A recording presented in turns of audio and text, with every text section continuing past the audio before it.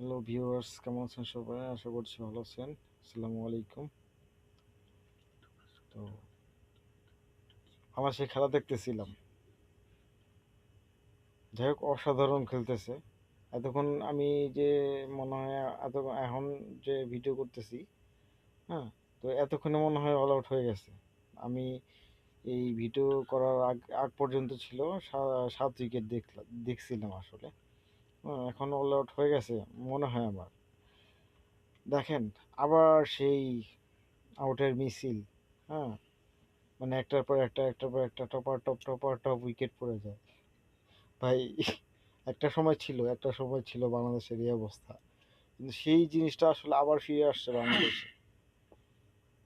একজনের দেখা দেখিতে একজন আউট হলে আরেকজন আউট হতে হতে হবে, ঠিক আছে? হ্যাঁ, তাহলে মানে কন্টিনিউয়াস তো করা যায় না। তো একজন একজন যদি আউট হয়, আমি যদি না হই, তাহলে অন্যরকম দেখা যায় না। তো এই জন্য চিন্তা ভাবনা করে যে আমিও এরকম ভাবে আউট হয়ে যাই। বিশ্বাস করেন, মানে এমন একটা প্লেয়ার নাই, হ্যাঁ, যে সুন্দর মতো ধইরা খেলবে, ঠিক আছে? অন্তত বেশি না, জাস্ট 2টা প্লেয়ার যদি থাকতো ধইরা খেলার জন্য, ঠিক আছে? যে না, আমি অন্তত দেখি, আমি একটু ট্রাই করি, হ্যাঁ, দরকার টেস্ট খেলি, সমস্যা নেই তো ভাই। আহামরি রান তো আর না, 300 বলে কত লাগে? মাত্র 200 রানও না, 200 রানের নিচে। অথচ এটা আমাদের চেস করতে, মানে কি বলবো, ঠিক আছে, একদম একদম একটা বাজে অবস্থা। যদি মনে করেন সিঙ্গেলও নেয়, হ্যাঁ, প্রতি ওভারে 3 রান 4 রান করেও নেয়, তাও তো মনে করেন যে ভাই বাংলাদেশ অনায়াসে জিতে যায়। অথচ বাংলাদেশ দেখেন, মানে কি অবস্থা, মানে 100 রান, কি বলবো, 150 রানও করতে পারবে না। করতে পারবে নাকি? এতক্ষণ মনে হয় অল আউট হয়ে গেছে। মানে আর কত হতাশ করবে বাংলাদেশের মানুষকে বলেন?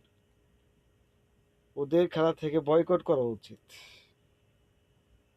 ওদের অবস্থা এখন কেনিয়ার মতো হয়ে গেছে, জিম্বাবুয়ের মতো হয়ে গেছে।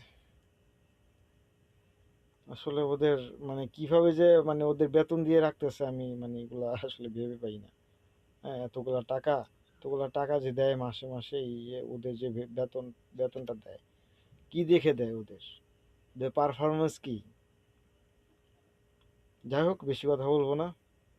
তো সবাই তো দেখতেছেন খেলা, সবাই জানেন ওদের কি অবস্থা, ভবিষ্যতে ওদের কি হবে, কত উপর আল্লাহ জানে। যাই হোক, ভালো থাকবেন সবাই। আসসালামু আলাইকুম।